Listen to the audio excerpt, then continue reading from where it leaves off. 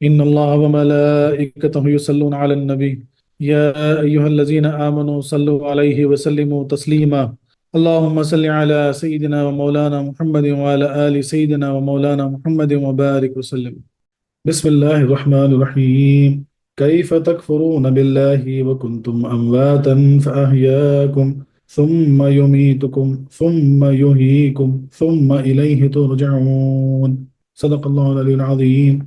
اب اس کے لفظ بہ لفظ جو معنی ہیں کہ کیسے انکار کرتے ہو تم خدا کا، حالانکہ تھے تم مردے، پس زندہ کیا تم کو، پھر موت دے گا تم کو، پھر زندہ کرے گا تم کو، پھر طرف اس کے لوٹے جاؤ گے۔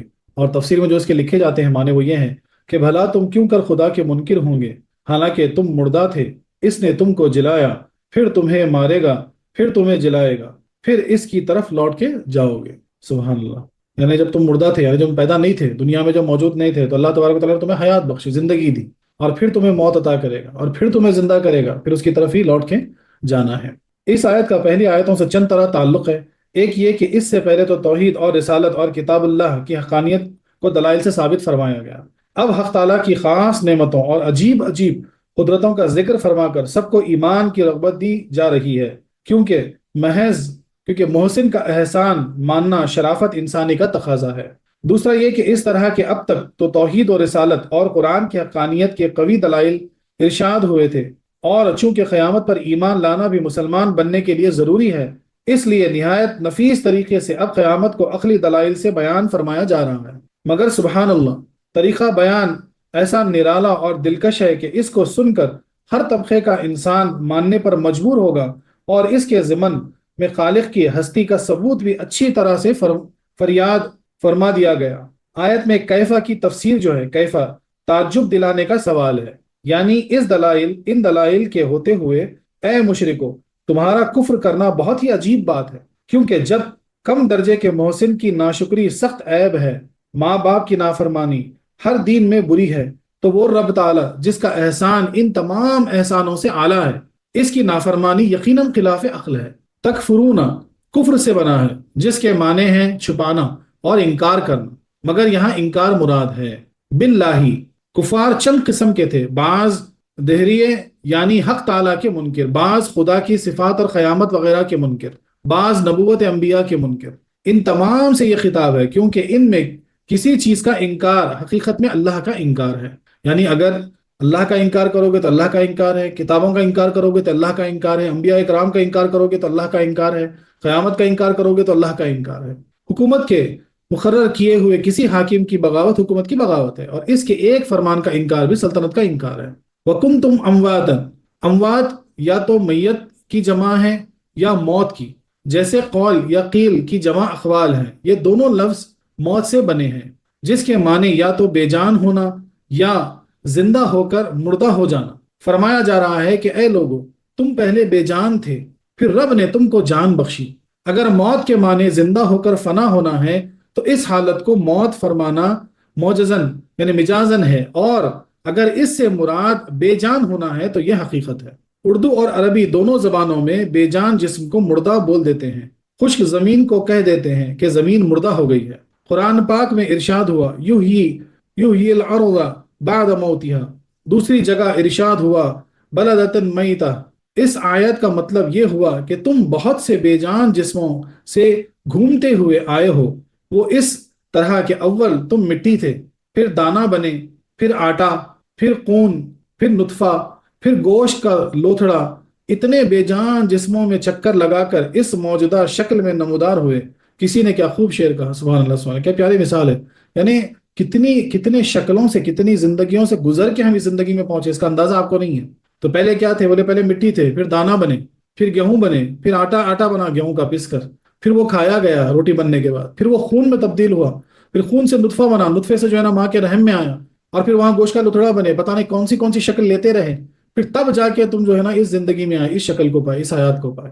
تو ایک شاعر نے اس شعر میں کیا خوب کہا ہے کہ ہفت صد ہفتاد قالب دید ہم چو سبزہ بارہا روید یعنی اس شعر سے یہی مراد ہے۔ خلاصہ یہ ہے کہ اب تک تم کو ہر اگلا جسم پہلے سے اعلیٰ ملا، دانہ مٹی سے اعلیٰ ہے، آٹا دانے سے بہتر وغیرہ۔ اب تم کو جسم عمل کے مطابق ملے گا، تو ایسے پاکیزہ عمل کرو کہ آئندہ اچھی شکل و صورت پاؤ۔ جتنے لوگ خوبصورت انسانی شکل میں ہوں گے، دوزخی لوگ کتے گدھے کی صورت میں ہوں گے۔ دل کا حال چہروں پر نمودار ہوگا۔ اللہ اکبر۔ یعنی یہاں شاعر جو ہے اپنے شعر کے ذریعے میں کیا بولنے جا رہے ہیں کہ بھئی اللہ تبارک و تعالیٰ نے جب تمہارے اختیار میں نہیں تھا تو تم کو ہر بار جو ہے نا عمدہ عمدہ شکل دیتے گئے۔ پہلے مٹی میں ملے ہوئے تھے، بعد میں دانا بنے جو مٹی سے آلہ ہے، دانے سے آٹا آلہ ہے، آٹے سے یہ نا خون آلہ ہے، خون سے نطفہ آلہ ہے، پھر اس کے بعد تم جو ہے نا اس جان میں آ گئے، یعنی اعلیٰ صورت، اعلیٰ جسم اور اعلیٰ جان پا لیے۔ لیکن اب جو ہے نا اس کے بعد تم کو جو ملے گا یہ تمہارے عمل سے ملے گا۔ دلوں کا حال چہروں پہ نمودار، اس لیے کہتے ہیں نا کہ بولے وہ دل میں جو ہے وہ چہرے پہ دکھائی دیتا ہے۔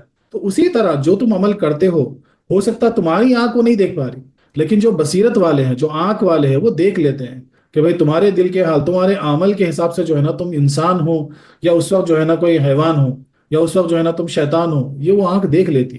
اگر کوئی غصے میں اندھا، بار بار میں غصہ آتا، مثال کے طور پہ ناجائز جو ہے نا غصہ کرتا اپنے بیوی بچوں پر یا اپنے بہنوں بھائیوں پر یا اپنے والدین پر، تو پھر وہ شیطانی شکل والا ہے۔ اسی طرح جو نفسانیت میں پڑے رہتے ہیں، جو ہے نا ہر وقت جو ہے نا کھانا کھانا کھانا کھانے پہ لگے رہتے ہیں، تو ان کی شکل کتوں جیسی ہو جاتی ہے۔ اور ہمیشہ جو ہوس کے پجاری ہوتے تو وہ بد جانور کی شکل لے لیتے، یعنی ان کی آنکھ دیکھ نہیں سکتی، لیکن جس کو بصیرت ہے وہ دیکھ سکتا۔ تو لکھنے والے نے کیا خوب کہا، یہ لکھے کہ بھائی دلوں کا حال چہرے پہ جو ہے نا نظر آ جاتا، اور اب جو تم عمل کرو گے وہ تم کو آگے ملے گا۔ بولے جب آخرت میں جب سب کو جزا اور سزا دی جائے گی تو جن کو سزا ملی وہ دیکھ کے حیران ہوں گے کہ بولے کتنے چمکدار نورانی چہرے والے انسان ہیں، اور جن کو جزا ملی وہ سزا والوں کو دیکھ کے بولیں گے کہ بولے یہ تو حیوان ہے، بولے کوئی کتا بنا ہوا ہے، کوئی جانور بنا ہوا ہے، کوئی جو ہے نا کچھ اور بنا ہوا ہے۔ اللہ اکبر۔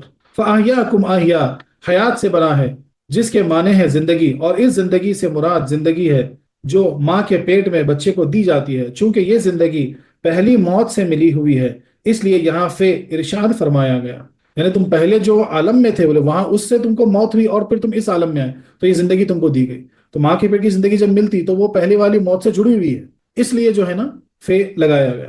ثم یمیتکم، اس موت سے مراد وہ موت ہے جو عمر ختم ہونے پر آئے گی، چونکہ یہ موت دنیاوی مصیبتوں سے نجات دیتی ہے اور دوسری ابدی زندگی کا وسیلہ ہے، حق تعالیٰ کی ساری اخری نعمتوں کے حاصل کرنے کا ذریعہ ہے، اس لیے اس کو نعمتوں میں شمار فرمایا گیا۔ سبحان اللہ۔ یعنی جو اس زندگی گزارنے کے بعد جو موت آتی ہے اس کو نعمت کہا گیا، کیونکہ وہاں پھر اللہ تبارک و تعالیٰ کی جو ہے نا نعمتوں کو حاصل کرنے کا یہ ذریعہ ہے، اللہ تبارک و تعالیٰ تک پہنچنے کا یہ ذریعہ ہے۔ نیز جاندار کو بے جان کرنا حق تعالیٰ کی قدرت کی بڑی دلیل ہے، اس لیے ان دلائل میں موت کو بھی شمار فرمایا، چونکہ زندگی کے ملنے اور موت کے آنے میں بڑا فاصلہ ہوتا ہے، اس لیے یہاں ثم ارشاد ہوا۔ ثم یحییکم، یہ اس دوسری زندگی کا ذکر ہے جو موت کے بعد ملنے والی ہے، جس کے کفار منکر ہیں۔ پہلے تین حالتوں پر، یعنی پہلے بے جان، پھر زندہ ہونا، پھر مر جانا، تمام لوگ متفق تھے، یعنی سب مانتے کہ بھائی پہلے بے جان تھے، جانا ہی زندہ ہوا اور مرنا ہے، اس پہ سب متفق ہے، کسی کو کوئی ٹینشن نہیں، کوئی اس پہ جو ہے نا بحث نہیں کرتا۔ لیکن اس زندگی کے منکر ہیں، اس لیے پہلے ان باتوں کو بیان کر کے اب اس کا ذکر ہوا۔ کون سی زندگی؟ برزخ والی زندگی، مرنے کے بعد قیامت سے پہلے تک جو زندگی آپ کو دی جائے گی وہ برزخ والی زندگی، اس کے سب منکر ہیں، کفار خصوصاً اس کے منکر ہیں، تاکہ معلوم ہو کہ جو ذات اولاً زندہ کرنے اور موت دینے پر قادر ہیں وہ دوبارہ زندگی دینے پر بھی قادر ہیں۔ بے شک جب تم نہیں تھے، جب مردہ تھے، تم کو زندگی اللہ نے عطا کی، تو کون سی بڑی بات ہے پھر سے زندگی عطا کرنا یا پھر سے زندہ کرنا یا پھر سے موت دینا؟ اس کے لیے کون سی بڑی بات؟ اس زندگی سے یا خبر کی زندگی مراد ہے جو سوال و جواب کے لیے ہر شخص کو دی جائے گی، یا حشر کی جو حساب و کتاب کے لیے عطا ہوگی، مگر ظاہر یہی ہے کہ اس سے زندگی قبر مراد ہے، جیسا کہ احادیث میں وارد ہوا کہ مردہ دفن ہونے کے بعد لوگوں کے پیروں کی آہٹ کو سنتا ہے۔ اس سے تین سوال ہوتے ہیں، ایک یہ کہ رب تیرا کون ہے، دوسرا یہ کہ دین تیرا کیا ہے، تیسرا یہ کہ تو اس سبز گنبد والے نبی صلی اللہ علیہ وسلم کو جو تیرے سامنے جلوہ گر ہیں کیا کہتا ہے۔ سبحان اللہ سبحان اللہ۔ چونکہ یہ دوسری زندگی موت کے کچھ دیر کے بعد ہوتی ہے، کفن دفن وغیرہ میں دیر لگتی ہے، اس لیے یہاں بھی ثم ہی فرمایا گیا۔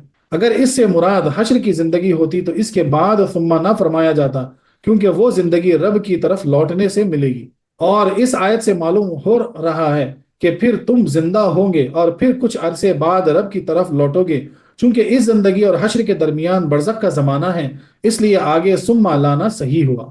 لہٰذا یہ آیت برزخی زندگی اور وہاں کے راحت و تکلیف کو بتا رہی ہے، اس لیے کہ جس طرح دنیاوی زندگی میں بعض آرام سے ہیں، بعض تکلیف میں ہیں، اسی طرح برزخی زندگی بھی ہوگا۔ خیال رہے کہ ہم کو زندگیاں تین ملی ہیں، دنیاوی، برزخی، اخروی۔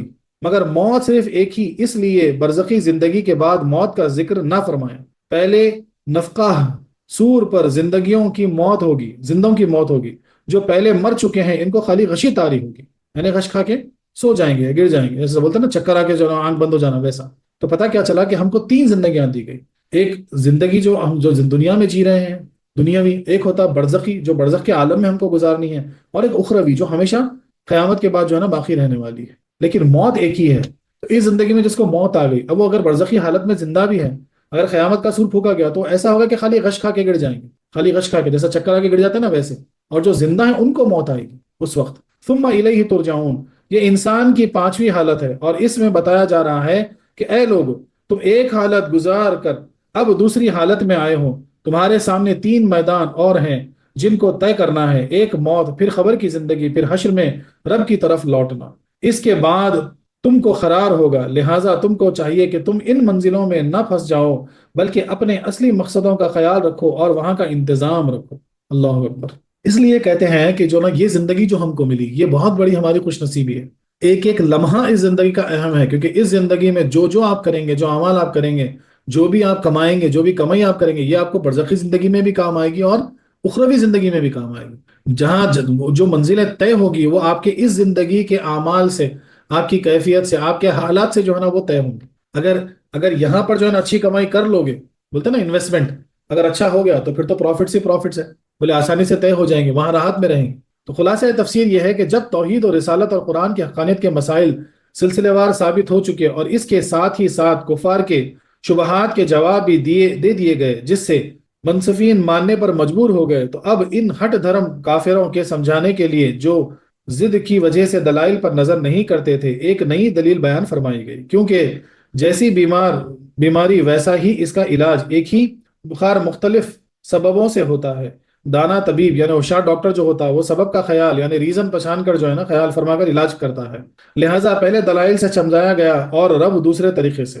اس دلیل میں رب تعالیٰ کی نعمتوں کا بھی ذکر ہے اور اس کی رحمتوں کا بھی، اور پھر انسان کی بے کسی اور بے بسی کا بھی تذکرہ ہے، اور اس کے ایک حال میں نہ ٹھہرنے کا بھی، تاکہ یہ چاروں باتیں انسان کو ایمان لانے پر مجبور کر دیں، کیونکہ کفار کی نظر محسوسات تک تھی اور وہ نہ دیکھی ہوئی چیزوں کو قبول نہ کرتے تھے، اس لیے وہ حشر اور جنت و دوزخ وغیرہ کے منکر تھے، بلکہ ان میں بعض رب کے بھی قائل نہ تھے۔ اس لیے پہلے ترتیب وار ان محسوس حالتوں کا ذکر فرمایا گیا جن کا کوئی انکار نہ کر سکا تھا، اور پھر ان کے ذریعے ان چیزوں کو ثابت فرمایا گیا جن کے وہ منکر تھے۔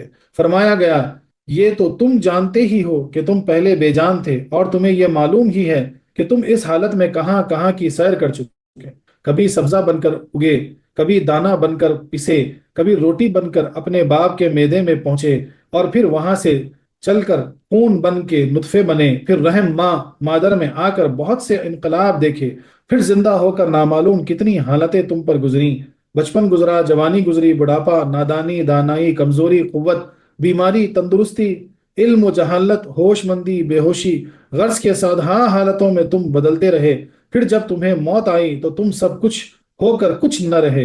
اتنی باتوں کو دیکھ کر تم کس طرح اللہ کا انکار کر سکتے ہو؟ اللہ اکبر۔ ذرا غور کیجئے اس بات پہ جو بات بیان ہو رہی ہے۔ اللہ اکبر، اللہ اکبر، غور کیجئے کہ وہ حقیقت میں کیا کیا ہم سے گزرتا ہے۔ جتنی زندگی ہم گزار چکے، ذرا پلٹ کے اس پہ غور کیجئے کہ کیا کیا نہیں گزرا ہمارے ساتھ۔ 4 سال پہلے کی آپ کی تصویر نکال کے اس کو بلائیے واپس، کیا بلا سکتے ہیں آپ؟ نہیں بلا سکتے اس حالت کو۔ وہ جو گزرا وہ گزر گیا، لیکن اب جو ہے اس کی اہمیت جانو، اس کی قدر کرو، کیونکہ یہی چیز جو ہے نا آپ کو جو ہے نا اللہ کے قریب لا سکتی ہے۔ آپ کیسے، یعنی انسان یعنی اتنا بے بس ہے، ہر وہ چیز جانتا ہے کہ وہ صرف 4 سال تو بہت دور کی بات، 4 گھنٹے پہلے والا جو تم تھے وہ اس کو نہیں لا سکتے تم واپس، اتنی تمہاری بے بسی ہے۔ تو پھر ہم کیسے کیسے منکر ہو سکتے ہیں؟ کیسے جو ہے نا ہم اپنے آپ کو غفلت میں ڈال سکتے ہیں؟ کیسے ہم اپنے آپ کو گناہوں میں ملوث کر سکتے ہیں؟ کیسے اپنے آپ کو جو ہے نا ہم جو ہے نا غفلت میں ڈال سکتے ہیں اللہ کی طرف سے؟ تصور تو کیجیے اس بات پر۔ اور اللہ کی شان دیکھیے، کیا شان ہے مولا کی، یعنی ہمارا جو ڈی این اے تھا، بولے وہ ایسا مٹی میں ملا ہوا تھا، مٹی سے پیدا ہوتے، بولتے نا مٹی سے پیدا ہوئے، تو اس کا جو طریقہ وار یعنی جو سائیکل بتائی گئی وہ سائیکل کیسی ہے، بولے کبھی سبزہ بن کے ہوگے، کبھی جو ہے نا دانا بن کے ہوگے، کبھی وہ دانا پیسے کے آٹا بنا، روٹی بنی، اور اگر خوش قسمتی سے وہاں جو ہے نا اگر خون بن گیا تو چانس ہے پھر نطفہ بننے کا، اور نطفہ بن گئے تو پھر ماں کے رحم میں آنے کا چانس، اور وہاں پر بھی پھر لمبی ریس، اگر اس میں بھی کامیاب ہو گئے تو تب تم کو جا کے زندگی ملی۔ اور اس زندگی ملنے کے بعد بھی تمہارا بچپن دیکھو، تمہاری جوانی دیکھو، لڑکپن دیکھو، تمہارے حالات دیکھو، ہر وقت کیسے کتنے کیسے کیسے بدلتے ہیں. اللہ اکبر. یعنی ہر وہ چیز تم کو دلیل دے رہی کہ کچھ باقی نہیں رہنے والا ہے، تیری کوئی حالت باقی نہیں رہنے والی. تیرا بچپنا باقی نہیں رہے گا، تیرا رینگنا باقی نہیں رہے گا، تیرا کھڑا ہونا چلنا باقی نہیں رہے گا، تیرا غصہ باقی نہیں رہے گا، تیرا علم باقی نہیں رہے گا، تیری جو ہے نا عقل باقی نہیں رہے گی، تیری جہالت باقی نہیں رہے گی. یعنی ہر وہ چیز فنا ہو جائے گی. اتنی بے بسی اور پھر اتنی انا، اتنی اکڑ ہم کیسے کر سکتے ہیں؟ اللہ اکبر. اگر تم خود اپنی حالت پر غور کرو تو رب کا انکار نہیں کر سکتے، کیونکہ معلوم ہوتا ہے کہ تمہاری حالتوں کا بدلنے والا کوئی اور ہی ہے. پھر جب تم پر موت و زندگی گزر چکی تو آئندہ بھی زندگی اور موت آئے تو کون سی تعجب کی بات ہے. اب جب اتنا اللہ تبارک و تعالیٰ، تو اتنے حالتوں سے آپ گزر جاتے ہیں اور آپ کو پھر موت آتی ہے، تو کون سی بڑی بات ہے کہ اللہ آپ کو پھر سے زندگی دے اور پھر سے موت دے. اب اس میں ایک چیز یہ جاننا ہے کہ اگر ان حالتوں سے، ان زندگیوں سے اللہ تبارک و تعالیٰ نے آپ کو حضرت انسان بنا دیا تو یہ بہت بڑی آپ کی کامیابی ہوگی. اب پھر حیوان نہ بنو، اب پھر شیطان نہ بنو. اپنے جو اونچا مقام اللہ تبارک و تعالیٰ نے آپ کو عطا کیا، آپ کو انسان بنا دیا، یہ اس کا بہت بڑا احسان ہے مالک کا. اب یہاں کچھ ایسے کرم کرو، ایسی کوششیں کرو، ایسے اعمال کرو جس سے اپنا درجہ اور اوپر لے جاؤ، نیچے نہیں آؤ. اور اس پہ یقین رکھو کہ بے شک اللہ تبارک و تعالیٰ قدرت والا ہے. اگر وہ ایک بار زندگی بخش سکتا ہے تو ہزار بار موت، ہزار بار زندگی بخش سکتا ہے، وہ اس کی مرضی ہے. ایجاد کرنا مشکل ہوتا ہے، دوبارہ بنانا آسان. جب خالق عالم تم کو ایجاد فرما چکا تو دوبارہ بنانا کون سا مشکل ہے. نیز تم کو یہ معلوم ہوا کہ تم اپنے ان حالات میں بالکل مجبور ہو. نہ تم لڑکپن اور جوانی کو جانے سے روک سکتے ہو، اور نہ بڑھاپے کو آنے سے. بڑے بڑے قدرت والے شہنشاہ جن کے نام کے دنیا میں ڈنکے بجتے تھے، وہ نہایت بے بسی کی حالت میں یہاں سے ایسے گئے کہ ان کا نام بھی باقی نہ رہا. تو ایسے مجبور مسافر کو چاہیے کہ اپنے قدرت والے رب کو راضی رکھے. یعنی ایسا، یعنی اب دیکھیے عقل کا تقاضا کیا ہوتا. اگر کوئی آپ بہت کٹھن سفر پہ جانے والے ہو تو آپ کیا کرتے؟ بولے بھائی میرے ساتھ کون ہے؟ بولے سفر میں کون آنے والا ہے، کون لوگ ہیں، ذرا دیکھوں. بولے کسی کو تو دیکھ لوں، کوئی اچھا مل جائے، کوئی ساتھی مل جائے جو ہے نا تھوڑی بہت میری مدد بھی کر لے، خیال بھی رکھ لے، ایک دوسرے کا جو ہے نا دل بھی جو ہے نا بہل جائے. ایسا کوئی، یعنی ہم وہ ڈھونڈنے لگتے ہیں. تو جب ہم کو معلوم ہے کہ ہم کو سفر پہ جانا ہے، اور ایسا کٹھن سفر ہے کہ ہم بیان نہیں کر سکتے، تو ایسے سفر کے لیے ہم کو تو اور چاہیے کہ جو ہے نا ہم ایسا ساتھی تلاش کرے جو ہمارے ساتھ ہو. اور سب سے بہترین ساتھی وہاں کون ہے؟ تو بولے رب ہے. وہ تمہارا خود رب ہے. اگر اس کو راضی کر لو، وہ تمہارا ساتھی بن جائے تو پھر کیا ہے. سبحان اللہ. کوئی نئی جگہ آپ جاتے ہیں اور کوئی بہترین گائیڈ آپ کو مل گیا تو آپ کو وہاں جگہ گھومنے کا لطف اور مزہ ہی کچھ اور ہو جاتا ہے. تو اسی طرح سے یہاں تو گائیڈ نہیں، یہاں تو مالک کی بات کرے، جس کا محل گھومنے جا رہے وہ مالک ہی تمہارے ساتھ ہو جائے تو پھر کیا ہے. سبحان اللہ. اس آیت سے چند فائدے حاصل ہوئے. ایک یہ کہ عالم کی ہر چیز بلکہ خود ہم اپنے خالق کی ذات و صفات کی کھلی ہوئی دلیل ہیں. بے شک انسان خود جو ہے نا اللہ تبارک و تعالیٰ کی ذات و صفات کی کھلی دلیل ہے. آپ دیکھو جو صفت اللہ تبارک و تعالیٰ کی بیان ہوئی، رحم کرنا، معاف کرنا، چھپانا، کسی کے عیب ڈھانپنا، جو ہے نا کسی پہ جو ہے نا کبھی جلال آ جانا، کبھی جو ہے نا کسی پہ غصہ آ جانا، کبھی جو ہے نا کسی پہ رحم کر دینا، کبھی کسی کو مار دینا، کوئی جانور کو مار دینا، کبھی کوئی جانور کو چھوڑ دینا، اس کو پالنا، اس کو غذا دینا، کسی بھوکے کو کھانا کھلانا. یعنی ساری صفتیں اگر آپ دیکھو وہ سب آپ میں موجود ہیں. اسی لیے فرمایا گیا کہ جو اپنے کو پہچان لے گا وہ رب کو پہچان لے گا. بے شک اس لیے اپنے آپ کو پہچاننا ہی رب کو پہچاننا ہے. اپنے آپ کو حقیقت میں جاننا، اپنی صفتوں کو پہچاننا، اپنے کیریکٹر کو یعنی چھاننا، اپنے کیریکٹر کو پہچاننا، آپ رب کو پہچان لو گے. سبحان اللہ سبحان اللہ. ہم ہمیشہ ہم کرتے کیا معلوم ہے؟ اپنی طرف آنکھ بند کر کے رکھتے ہیں. آئینے کے سامنے بھی کھڑے ہوں گے تو صرف جو ہے نا ظاہری پہ ہم فوکس رکھتے ہیں، اندرونی پہ نہیں رکھتے. کبھی ایسے آئینے کے سامنے ٹھہرو جو تم کو اندر کا آئینہ بھی دکھائے، تم کو اندر تمہارا کیریکٹر دکھائی دے جس کے اندر. اور وہ سب سے بہترین آئینہ ہوتا اپنا پیر ہوتا، جس کے سامنے ٹھہر کے جو ہے نا اپنے کیریکٹر کو آپ کھنگال سکتے، اپنے اندر کو آپ دیکھ سکتے کہ میں اندر سے کیا ہوں، میں کیا ہوں. اور وہ اگر تم کھنگالنا شروع کر دیے، وہ اگر تم پہچاننا شروع کر دیے تو پھر تمہارا سفر جو ہے نا رب تک بہت آسان ہو جائے گا. دوسرے یہ کہ دنیا عمل کی جگہ ہے نہ کہ سزا و جزا کی، اس لیے اس کو قرار نہیں. اللہ اکبر. حقیقت میں یہ عمل کا میدان ہے. یا جو بھی راحت مل رہی نا، وہ راحت حقیقت میں راحت نہیں ہے، وہ تو خالی بس ہے، ایک حالات ہے جو گزری، لیکن حقیقت میں یہ عمل کا میدان ہے. سزا اور جزا کا تو کچھ اور ہے، وہ آگے کی منزلیں ہیں. تیسرے یہ کہ حیات، برزخی اور خبر کے سوال و جواب حق اور قرآن سے ثابت ہے. بے شک اس پہ کوئی شک نہیں. برزخی زندگی اور خبر کے سوال جواب قرآن سے ثابت ہیں، اس پہ کوئی سوال، کوئی شک مت رکھو ورنہ کافر ہو جاؤ گے. چکڑالوی وغیرہ اس کے منکر ہیں اور کہتے ہیں کہ یہ قرآن سے ثابت نہیں. ان کا یہ قول محض جہالت پر مبنی ہے. ایک تو یہی آیات خبر کی زندگی بتا رہی ہے، جیسا کہ ہم تفسیر میں عرض کر چکے ہیں، ابھی جو بات کی ہے. پر دوسری جگہ ارشاد ہوا کہ قیامت میں کفار عرض کریں گے ربنا متنا متنس نتینی و احیینتنا तनस्नतैनी, اے پروردگار تو نے ہم کو دو نئی زندگیاں بخشیں، دو موتیں، بالکل ظاہر ہے ایک زندگی کے بعد، بتاؤ بتاؤ دو زندگیاں کون سی ہیں؟ یعنی یہ آیت جو ہے قرآن پاک کی آیت ہے جو کفار آخرت میں کہیں گے کہ یا اللہ بے شک تو نے ہم کو دو زندگیاں دو موت بخشی، تو اب لکھنے والے مفسرین کیا فرماتے ہیں پھر وہ کون سی زندگی تھی؟ تو یقیناً وہ جو ہے نا اس دنیا میں گزاری ہوئی زندگی اور برزخی زندگی کی طرف اشارہ ہے۔ خیال رہے کہ یہ دونوں زندگیاں حشر کی زندگی سے پہلے ہو چکی ہیں، کیونکہ انہیں ماضی سے ہی بیان فرمایا جا رہا ہے۔ ماننا پڑے گا یہ دونوں زندگیاں ایک دنیا کی ہیں اور ایک خبر کی۔ نیز قرآن پاک میں ارشاد ہوا، یعنی اللہ تعالیٰ مسلمانوں کو دنیاوی زندگی اور آخرت میں کلمہ طیبہ پر ثابت قدم رکھتا ہے۔ یہاں آخرت سے مراد خبر کی زندگی ہے، یعنی مسلمان دنیا میں مصیبت اور آرام ہر حال میں، اور خبر میں نکیرین کے سوال کے وقت کلمہ طیبہ پر ثابت قدم رہتا ہے۔ یہاں آخرت سے حشر مراد نہیں، کیونکہ وہاں ایمان و کفر کا سوال نہیں بلکہ اعمال کا حساب ہوگا۔ نیز رب فرماتا ہے، میں فرعونیوں کے عذاب قبر کا ذکر ہے، اور ادخلو الخ میں قیامت کے بعد دوزخ کے عذاب کا، چونکہ برزخ میں کافر دوزخ میں نہیں پہنچے گا بلکہ دوزخ کی گرمی خبر میں آ جائے گی۔ اللہ اکبر۔ اس لیے یہاں یریزون اور یہاں ادخلو فرمایا گیا۔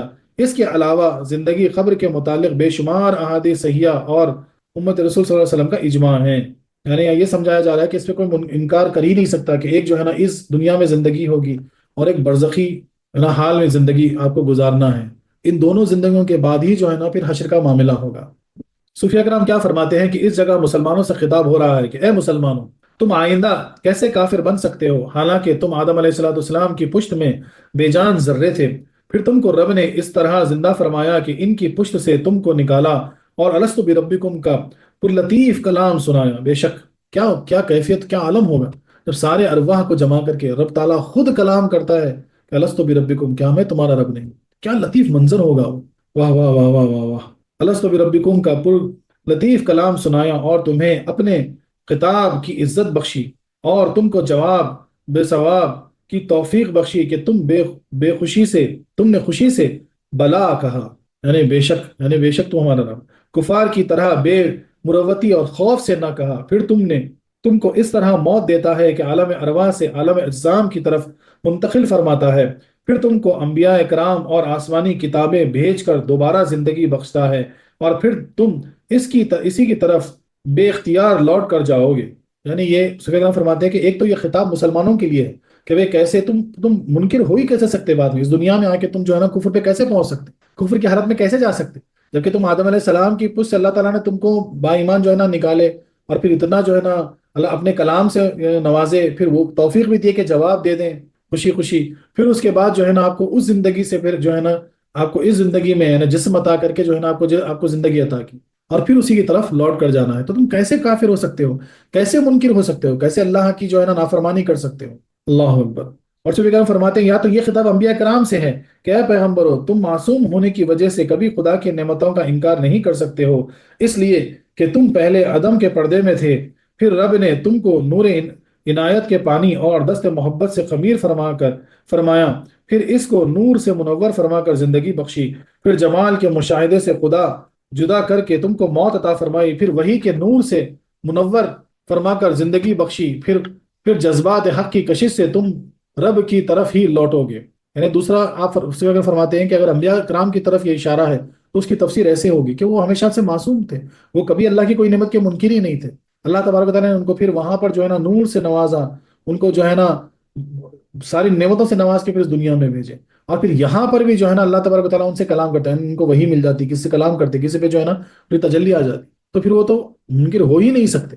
اور تیسری فرماتے ہیں کہ یا تو پھر اس تمام انسانوں کے لیے کہ سفیان فرماتے ہیں کہ اے انسانوں، تم پہلے بے علمی کی بنا پر مردہ تھے، پھر تمہیں عقل و ہوش و علم دے کر زندہ کیا، پھر بڑھاپے میں بے عقل ہو کر علم بھول کر گویا مردہ ہو جاؤ گے، پھر خبر میں تم کو علم و عقل دے کر زندہ فرمائے گا، پھر تم رب کی بارگاہ میں حاضر ہوں گے۔ علم روح کی زندگی سے جہالت روح کی موت، مرنے کے بعد روح کا عالم بلکہ ہر وقت بڑھ جاتی ہے، اس لیے بزرگوں کی ارواح بعد موت مدد کرتی ہے۔ سبحان اللہ سبحان اللہ۔ یعنی کیا کہتے ہیں کہ جہالت روح کی موت، مرنے کے بعد روح کا عالم بلکہ ہر قوت بڑھ جاتی ہے، یعنی بولتے ہیں کہ جب آپ کا پردہ ہو جاتا ہے اور برزخی حالت میں پہنچ جاتے، برزخی زندگی میں چلے جاتے، تو وہاں پہ روحانیت کا غلبہ زیادہ ہوتا ہے۔ اس لیے جو ہے نا بزرگان دین اپنی برزخی زندگی سے بھی، اپنی برزخی دنیا سے بھی جو ہے نا اس دنیا میں لوگوں کو فیض پہنچاتے ہیں۔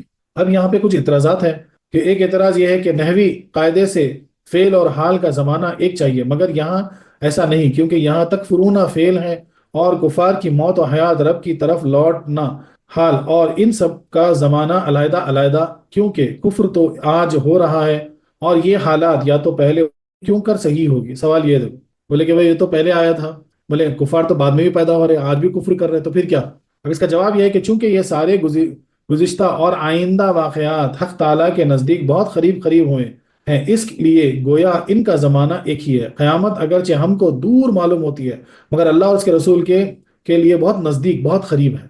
قرآن کریم فرماتا ہے اقتربت الساعہ، اور حضور فرماتے ہیں کہ ہم اور قیامت دو ملی ہوئی انگلیوں کی طرح ہیں۔ اللہ اکبر! کیا فرماتے ہیں؟ دو ملی ہوئی انگلیوں، یعنی بالکل قریب، دو ملی ہوئی انگلیوں کی طرح ہیں، یہ سرکار فرماتے ہیں۔ تو ہم کو لگ رہا ہے کہ وہ نا قیامت بہت دور ہے، ہم سوچتے ہیں ہم 60 سال 70 سال جی لیے، یہ بہت لمبی بات ہو گئی، 100 سال جی لیے بہت لمبی بات ہو گئی، لیکن حقیقت میں اگر عالم ارواح سے اس کو دیکھا گیا تو بہت کم ہے۔ اب اس کو جو ہے نا سمجھنا بھی بہت آسان ہے۔ اب دیکھیے آپ کہ دنیا میں جو آپ دن گزارتے، اگر وہ مارس میں گزارے تو کچھ اور ہے، وہاں کا وقت کچھ اور ہے۔ اگر آپ جو ہے نا، آج تو پروف بھی ہے، سائنٹسٹ جب یعنی جو یہ لوگ جب یعنی سیٹلائٹ وغیرہ بھیجتے ہیں آسمانوں میں، تو جب وہ اس عالم میں پہنچ جاتا ہے، مارس کے عالم میں پہنچ گیا، تو پھر وہاں پہ اس پہ دن کا ٹائم الگ، رات کا ٹائم الگ ہو سکتا ہے، دن جو ہے نا 365 گھنٹے کا ہو، 24 گھنٹے کا نہ ہو، ہر وہ چیز یعنی تبدیل ہو جائے گی۔ تو اسی طرح ہم اس دنیا میں ہم کو لگ رہا ہے کہ وہ دور ہے، لیکن عالم ارواح میں جہاں پہ نہ وقت کی قید ہے اور نہ جگہ کی قید ہے۔ دیکھیے اب جسم کے لیے جگہ اور وقت ہے، یعنی اگر میرے جسم کے ساتھ میں یہاں بیٹھا ہوں تو اور کہیں نہیں ہو سکتا، لیکن روح کے لیے قید نہیں ہے، اس کو جسم نہیں ہے، تو نہ اس کو جگہ کی قید ہے اور نہ وقت کی قید ہے۔ اس لیے جو گزر جاتے ہیں، اب سمجھیے 60 سال پہلے کسی کے والد گزرے، 70 سال بعد جو ہے نا بیٹا بوڑھا ہو کے گزرا، تو جیسے وہاں انٹری مارے گا نا برزخ میں، تو باپ کا چلے گا کہ میں آیا میرے پیچھے بیٹا ہے، کیونکہ وہاں وقت کی قید نہیں ہوتی۔ تو ہم سمجھ رہے ہیں کہ قیامت بہت دور ہے، لیکن سرکار کیا فرماتے ہیں؟ بالکل دو انگلیوں کے برابر ہے، ایک دم قریب ہے۔ دوسرا اعتراض، اس آیت سے معلوم ہوا کہ ہر شخص کے لیے دو موتیں ہیں، ایک دنیا کی زندگی سے پہلے، دوسری اس کے بعد، مگر قرآن سے یہی ثابت ہو رہا ہے کہ بعض لوگوں کو 3 موتیں آئیں۔ چنانچہ حضرت عزیر علیہ السلام کو 100 برس تک مردہ رکھ کر زندہ فرمایا گیا۔ حضرت حزرقیل علیہ السلام کی دعا سے وہ نبی اسرائیل دوبارہ زندہ کیے گئے، جو کہ وبا کے خوف سے شہر چھوڑ کر بھاگ گئے تھے۔ وہ بنی اسرائیل دوبارہ زندہ کیے گئے تھے جو وبا کے خوف سے شہر چھوڑ کر بھاگ گئے تھے، اور جنگل میں ان کو مار دیا گیا تھا۔ موسیٰ علیہ السلام کے زمانے میں جو بنی اسرائیل ان کے ساتھ کوہ طور پر گئے تھے اور تجلی سے مر گئے تھے، انہیں بھی زندہ کیا گیا۔ حضرت عیسیٰ علیہ السلام نے بہت سے مردوں کو زندہ فرمایا۔ ہمارے حضور صلی اللہ علیہ وسلم نے اپنے والدین کریمین کو زندہ کر کے ایمان دیا، اور حضرت جابر کے مرے ہوئے بچوں کو زندہ فرمایا، جیسا کہ احادیث میں آتا ہے۔ ان سب کو یقیناً 3 موتیں آئی، پھر ان آیتوں کو کس طرح جمع کیا جائے؟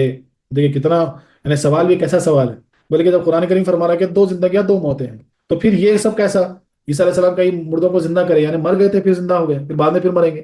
بولے نبی کریم صلی اللہ علیہ وسلم خود جو ہے نا حضرت جابر علیہ السلام کے بچوں کو زندہ کر دیے، اور موسیٰ علیہ السلام جب طور پہ گئے، ان کے ساتھ کچھ بنی اسرائیل گئے تھے، تو جب تجلی ہوئی لن ترانی کی، تو بولے جو تجلی سے موسیٰ علیہ السلام غش کھا کے بے ہوش ہوئے، لیکن بہت سارے بنی اسرائیل والے جل کے مر گئے تھے، ان کو واپس زندگی دی گئی۔ تو بولے یہ کیسا؟ اس کا جواب دیکھیے، اس جگہ انسان کی عام حالت کا ذکر ہو رہا ہے، کیونکہ عام طور پر 2 ہی موتیں آتی ہیں، یعنی یہ قانون ہے اور وہ خصوصی واقعات۔ قدرت کے قانون کے پابند ہم ہیں، نہ کہ رب۔ بے شک جو قانون ہے وہ ہم اس کے پابند ہیں۔ ارے اللہ کی مرضی کسی کو 100 زندگی عطا کر دے، کون کہنے اللہ تعالیٰ سے سوال کر سکتا ہے کیا؟